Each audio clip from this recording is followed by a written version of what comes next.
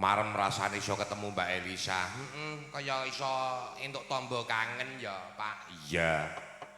Dasare Mbak Elisa iki piyayi pinter, mongko ya bakalane iki dokter. Oh iya, S3. Oh iya, wis rampung. Saiki sak bajute kita panggil anak wedok penyanyi Mbak Anting Lambangsih. Oh, Mbak Anting Lambangsih dadi jumeneng. Ya. Klintang-klintang numpak andong ngebel klingklong.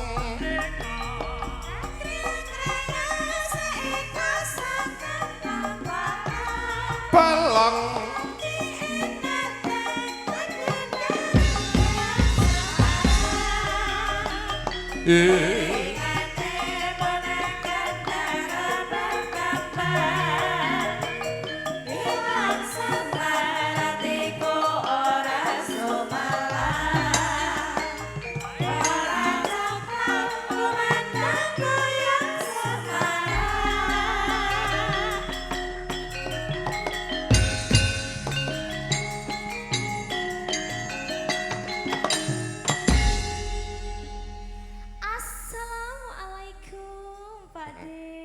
Waalaikumsalam, Bu Cahayu. Wah, Jan. Ting. Kamu itu setelah apa kuwi? Berumah tangga, ya ta, sakwise barabi. Nggih. Saya mecah pamore lho, Nok. Napane sing pecah? Penampilanmu iki saiki saya luar biasa. Nggih, makane. Nek mbiyen iki kamu nggak urung duwe bojo malah kelawu lho, Nok. Kok iso? Warnane iki kelawu, saiki wis cahayane wis mencorong tenan. Berarti tandane napa? Tandane nek kamu itu kebeneran nek rabi. Nah iya berarti ora salah to Pak De. Gampang titikane Nok. Pripun? Pokoke wong wanita kalau sudah berumah tangga kok semakin lemu tondo cocok suntiane. Suntian. Ya, tapi nek wong kakung nek wong lanang kok rabi kok saya kuru tondo entuk susu kedaluwarsa. Kok susu kadaluwarsa? Lho, kae lho, nek susu kaleng kedaluwarsa ki dope ngracuni malah iku. Tapi bojo kula lemu ya. Heeh to, lemu to. Berarti susune cocok. Cocok susune. Nah, kamu juga lemu juga cocok suntiane to. Lah jenengan kuru berarti ra cocok. Rumangsamu aku lemu, aku ki mundak bobote ya. Lah mosok to? Aku ki saiki 78 tak andani bobote. Makane didelok saka brengose kok malah rimbun dikek vitamin apa piye? Ki lho Pak De iki aku kok salfok karo wayange iki mau. Piye? Kok mirip? Iki. Iki Ocen kuwi, tapi ganteng wayange ya. Ganteng wae golek. Heeh. Iki go blakon ora go blakon ya ngene iki. Lah. Mirip, coba jenengan Buka no, gah. Wah aku buka iku udan barat e ora. Lah udan barang. Nggih. Nggih, assalamualaikum warahmatullahi wabarakatuh. Bapak-bapak, ibu-ibu sedaya mawon ingkang sampun rawuh ten acara pagelaran wayang Ki Jumbuh Seswantara. Hei, Nggih. wong menyapa karo tenan kaya wong bakul jamu. Lah yo ngene iki. Assalamualaikum warahmatullahi wabarakatuh, koma. Oh, nggih. Ayo iki Kok drindil wis kaya Lah. kaya reporter babalan. Lho kuwi bentuk semangat saya mengikuti pagelaran wayang panjenengan kok. Oke. makanya. Ya, wis ora Baleni apa-apa. meneh ya, Pak De? Ya. Assalamualaikum warahmatullahi wabarakatuh.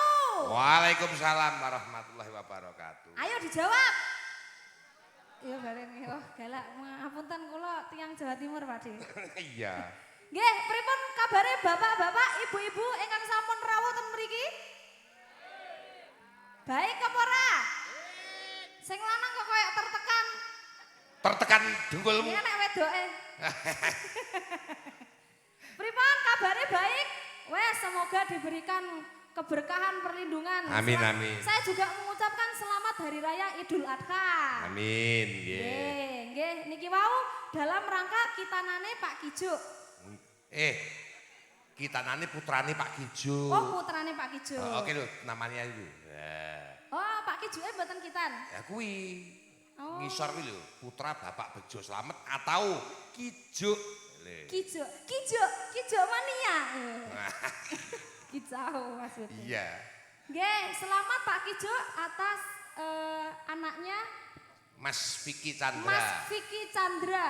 Ya, Vicky Chandra Pratama. Nggih. Semoga bisa menjadi anak yang soleh. Amin, amin, amin. Setelah dipotongnya apa namanya? Apa aja, wis, gasal apa wis.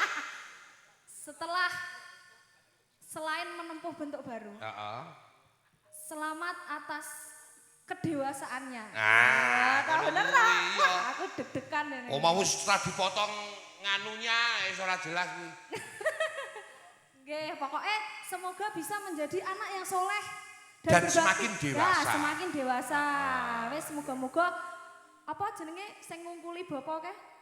Taruna ngungkul ana. Taruna ngungkuli bapak. Nggih, Ngoten bener. niku. Nggih ta, Pak De? Nggih, bener. Yo Anting. Dalem, Pak De. Uga suwe wis ora nate ketemu. Injih. Iki karang yo awit lebaran kae ternyata aku yo prei ora nate nyambut gawe, ora nate wayang. Nggih. Yo ming alhamdulillah aku duwe bisnis kecil-kecilan ning omah. Wah, bisnis napa? Oh, aku ning omah bisnis. Napa bisnisnya? Wah, yo rahasia itu. Tak tukoni, Pak De. Aku Jual beli apa? Burung apa? ojo nyepelake burung lho. Iki Dik Bejo iki bisnis burung ku wah luar biasa lho. Lah, itu- Buatine apik lho. Lah yang jenengane burungnya bentuknya kayak apa? Ngerti burungku? Ya, Sik tak fotone tak kirim ke mbakmu. burung sing sama dali lho. Aku ngerti yo masalah burung-burung. Ana burung nuri kayak to. Ana burung merpati. Heeh. Sing dilombake bareng burung apa kuwi? Heeh, burung ayo pokse ana. Lah nggih. Iya werna-werna. Lah kula lah jenengan jual beli burung sejak kapan, Pak De? Ayo sak pele prae iki burung kok.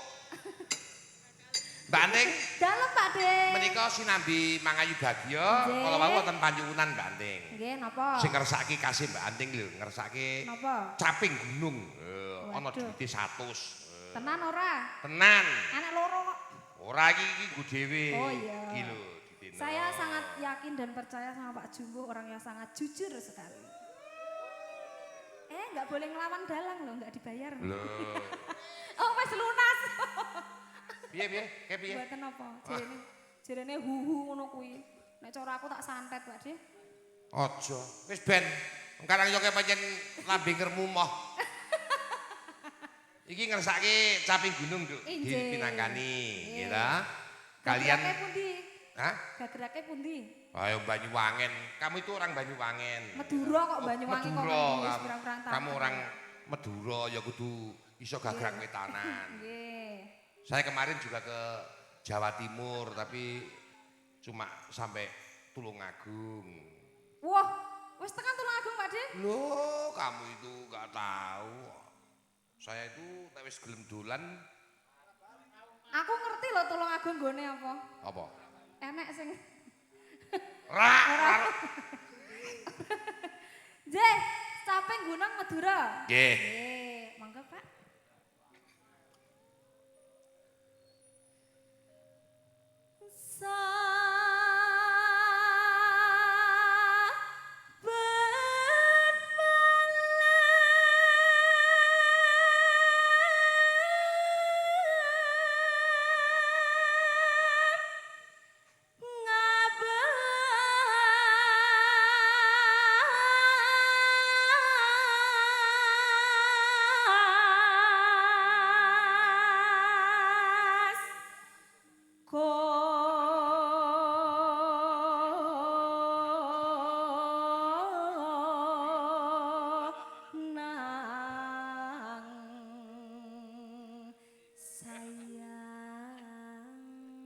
Wah, jan.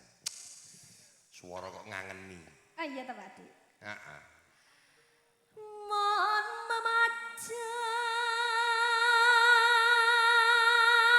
Heeh. kon kerok Kon apa?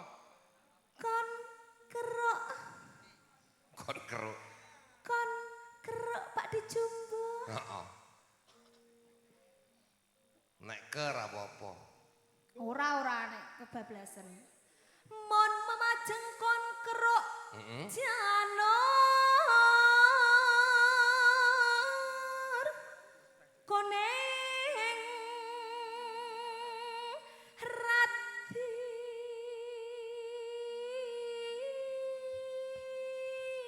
Wah, jan.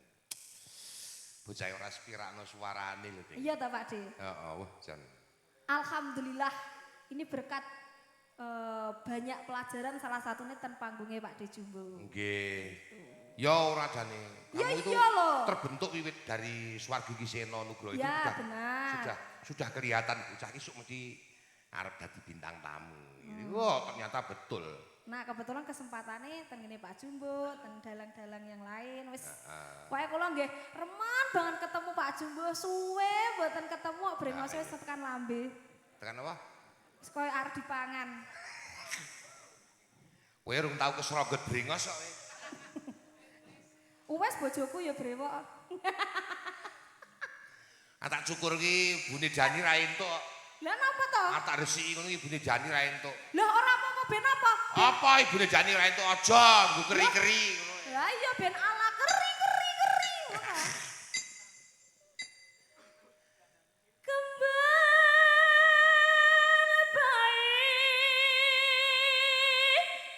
madari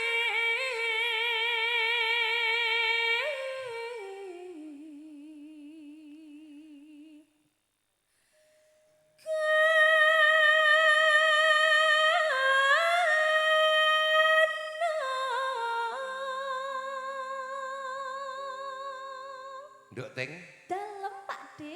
kemarin adik saya itu masuk angin.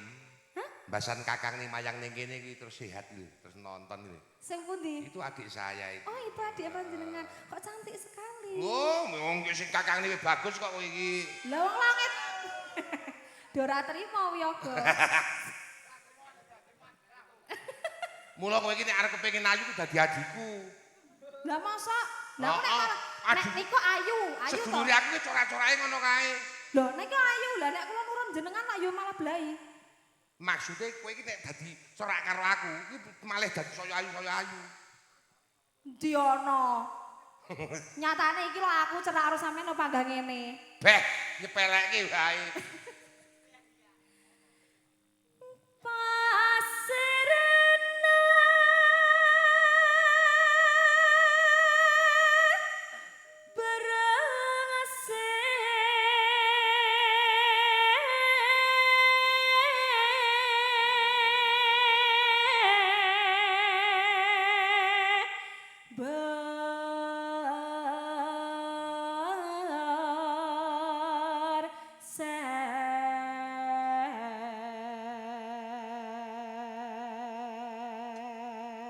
Ting.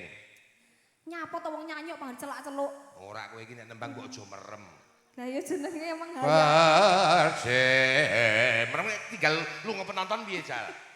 Ya wis tak tuti penontonnya aku ider.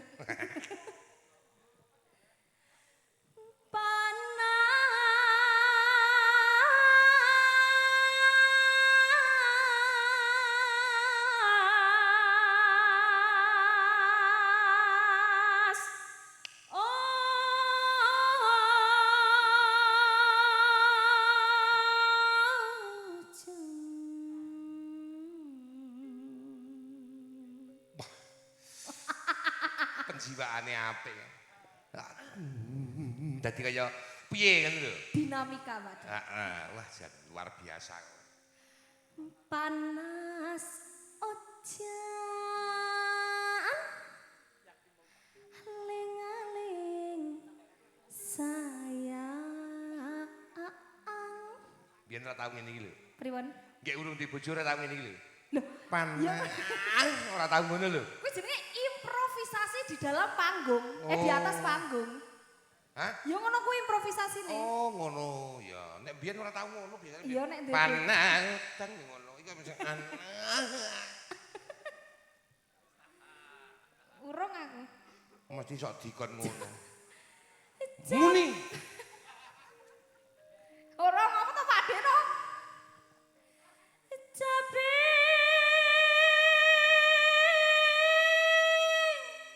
gunung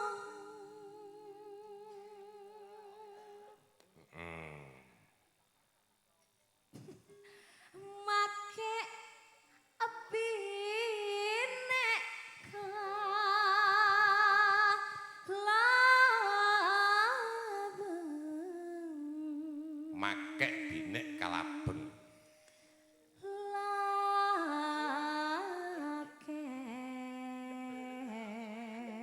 iki aku paling ora seneng iki. Pripun? Ket biyen ning sak ukara iki aku sing paling ora seneng. Lah jenengan mboten jelasne tekan saiki kok. Ayo iki makek binek kalabeng lakek iki jane apa, Jar? Makek niku nadyan. Nadyan. Binek kuwedok. Wedok. Kalaben. Kalabeng. Nadyan wadon sarta. Heeh. Lakek iki lanang. Lakek iki lanang. Lakek iki lanang. Wah, aku gesek karo kene. Jenengan lakek sedaya. Nek kene iki lakek iki madang e. Tenan ora? Tenan. Tak tekokne Bapak Ibu. Tenan nek kene iki, nggo pinarak lakek ngono kuwi. Nggo pinarak aku madang ngono. Ya wis bar iki aku arep lakek ngene Pak Kijuk. Hei. Ya ben. Loh, pasti harusnya tuan rumah kan memberi lakek. Aja. Ya, aku arep minta Pak Kijuk nyuwun lakek. Engko diseneni Bu Vivi kaya kowe ora. Ya mboten apa-apa, mesti jenenge wong tiyang mriki ki wong baik-baik semua kok. Mesti kula nyuwun, Pak nyuwun lakek nggih. Mbok kowe nyuwun lakek nggon aku wae. Ah dikek ya apa lakek? Loh, nine mangan. Lah, lakekmu apa, Pak? Lakekku? Heeh. Wo.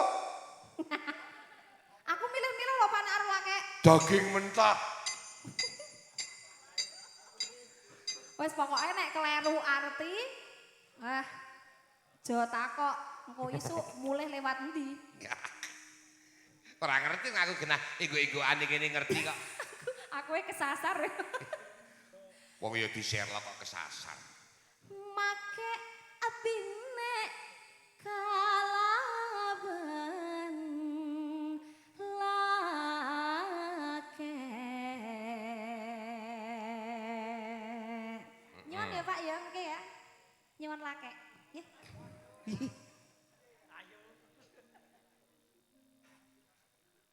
Inu menason berse.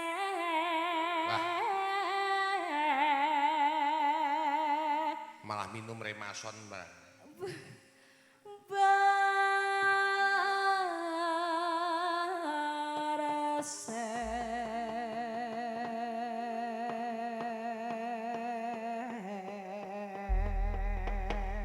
Ya. Sembah nuwun. Injih Pak Desa. Lanjut. Oh langgam. Langgamipun, monggo.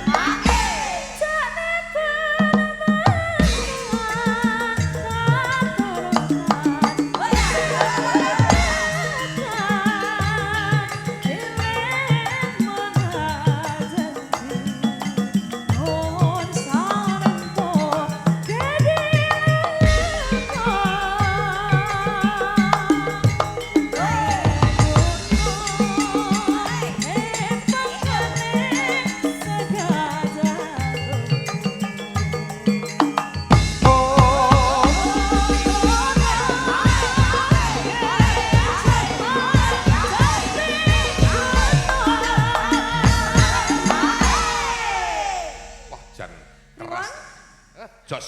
Jawa Timurane krasa mboten? Krasa. Kurang krasa napa mboten? Wis rada krasa. Ah, tuwek mergane. Wis kaya pasir putih.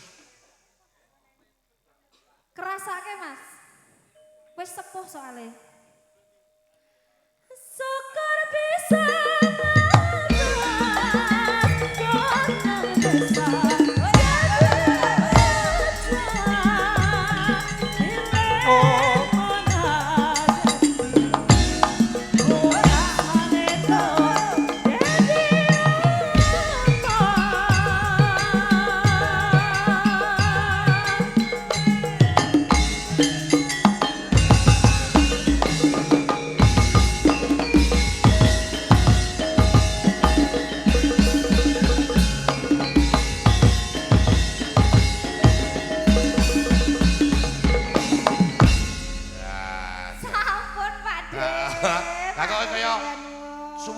nganti kaya wong banyaki ling ngene nganti ping bola bali. Lah iya, piyagane iki jan juaha to karo aku.